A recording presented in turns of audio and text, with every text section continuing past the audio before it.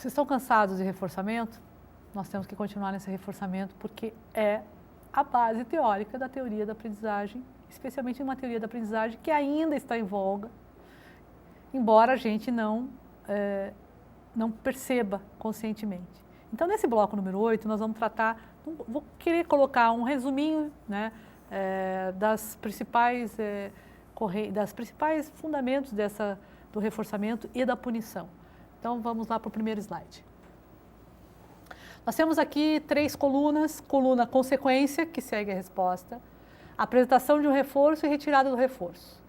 Então, se eu apresento um reforço positivo, ele fortalece a aparição de uma resposta e debilita a resposta por castigo. Veja que eu estou minimizando o trabalho do professor aqui. Se eu coloco um estímulo aversivo, eu debilito a resposta por castigo e fortaleço a resposta pelo reforço negativo. Quais as consequências? Não há consequência, né? No caso do reforço, uma extinção da resposta e também, na retirada do reforço, também uma extinção da resposta. O que isso quer dizer? Se nós estivéssemos organizando desde o início, né, uma sala de aula, uma turma, uma família, enfim, né, uma creche, enfim, situações de aprendizagem, se eu tivesse consciência do que eu estou fazendo, a cada palavra, é difícil, mas é possível eu dar elementos, né, eu colocar situações de racionalidade na aprendizagem. Afinal de contas, eu estudei para isso, afinal de contas, estou sendo paga para isso, afinal de contas, os pais esperam isso e os alunos esperam também. Então, veja, é possível usar racionalmente, mesmo que seja mínimo, com amorosidade, volto a falar, essa relação de parceria professor-aluno precisa ser retomada. Eles precisam saber que você vai fazer isso, que você vai ter algumas atitudes, né? Porque todo reforço positivo e negativo, ele é ótimo, ele só traz benefícios. Ele, inclusive, aproxima essas relações professor e aluno que estão tão depauperadas, né? Vamos lá. O próximo slide diz respeito à consolidação de uma resposta. O que é a consolidação de uma resposta? Ou seja, acomodação.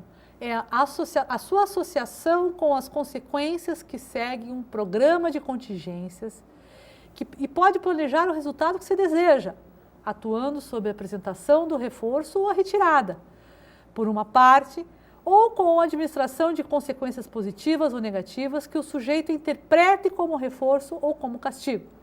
Os resultados são os que aparecem no quadro que nós já acabamos de ver, onde se pode ver o condicionamento de consolidação ou desaparecimento de uma conduta.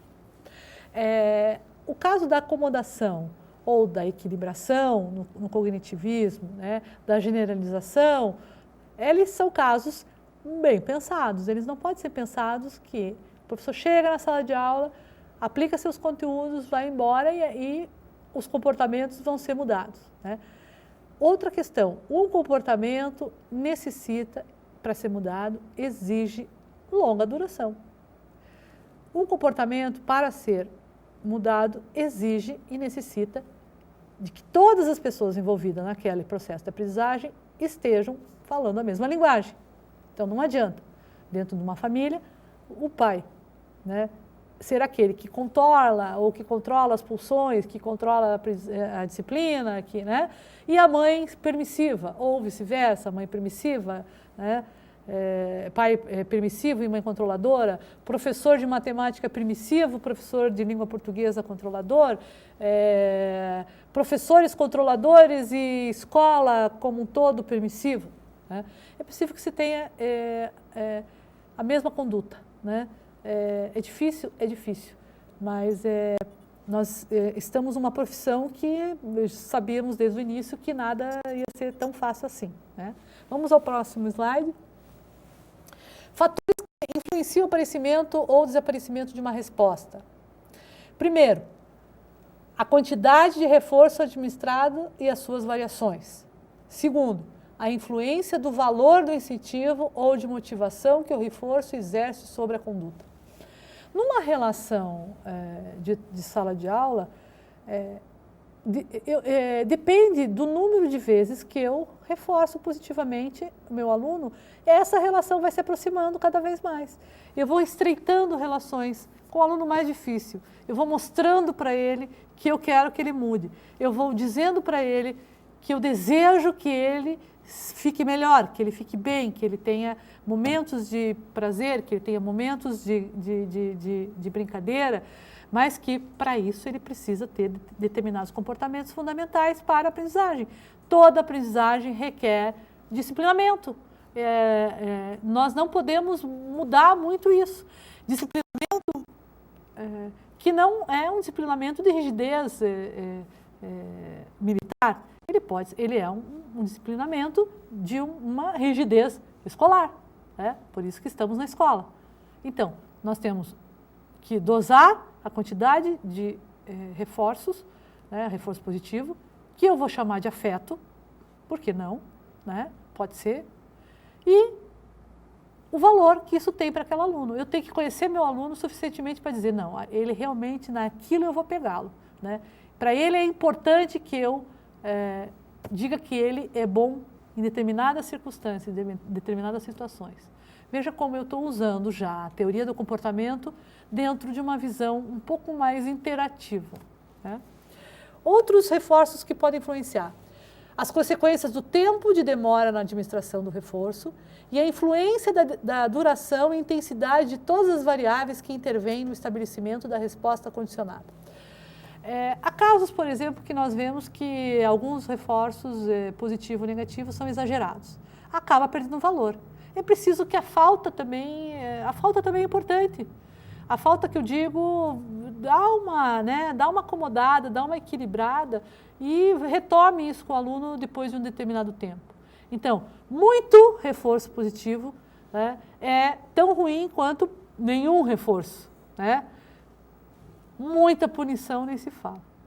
Toda punição ela é um ato indesejado, um ato abominável e que pode trazer agravantes seríssimos psicologicamente tanto para o professor quanto para o aluno. Neste caso, os programas foram aplicados em situações escolares. As instruções, instituições acadêmicas, as sugestões do professor, os materiais educativos poderiam ser entendidos como reforços que, utilizados, como se indica na tabela, se associaria a respostas que se quisesse condicionar. Nos processos empregados na informação pelos meios de comunicação, na publicidade, não seria difícil encontrar exemplos de atuações onde parece que estão aplicando programas como estes. O que nós vemos na escola? Nós vemos uma banalização do exercício, nós vemos uma banalização da atividade, nós vemos uma banalização do livro didático, nós vemos uma banalização dos computadores. Nós estamos longe de dosar ou de reforçar cada uma dessas atividades de uma maneira racional. Muitas vezes, por problemas pessoais, ou problemas de falta de conhecimento, ou por problemas de cansaço, o professor dá aleatoriamente qualquer tipo de avaliação, qualquer tipo de atividades para o aluno, sem que isso tenha um procedimento racional, sem que eu saiba aonde que eu vou querer chegar com isso. Então, é possível nós termos um pouco de racionalidade na apresentação das tarefas, na apresentação das avaliações e também no reforçamento, no reforçamento positivo e no reforçamento negativo. Outra questão, não se pode generalizar o princípio condutista do efeito do reforço em situações de aprendizagem, em especial quando se trata de castigos que deterioram a relação professor-aluno, diminuindo a potencialidade do agente reforçador, gerando ansiedade no alunado e, portanto, interferindo na sua capacidade de aprendizagem a médio e a longo prazo. Aqui eu volto a falar da questão dos exageros. A falta é tão ruim quanto o exagero, quanto o excesso, ou quanto o rigor exagerado, um rigor que não cabe. Então, é preciso dosar e é preciso que nós retomemos a nossa relação amorosa com os alunos. Obrigada.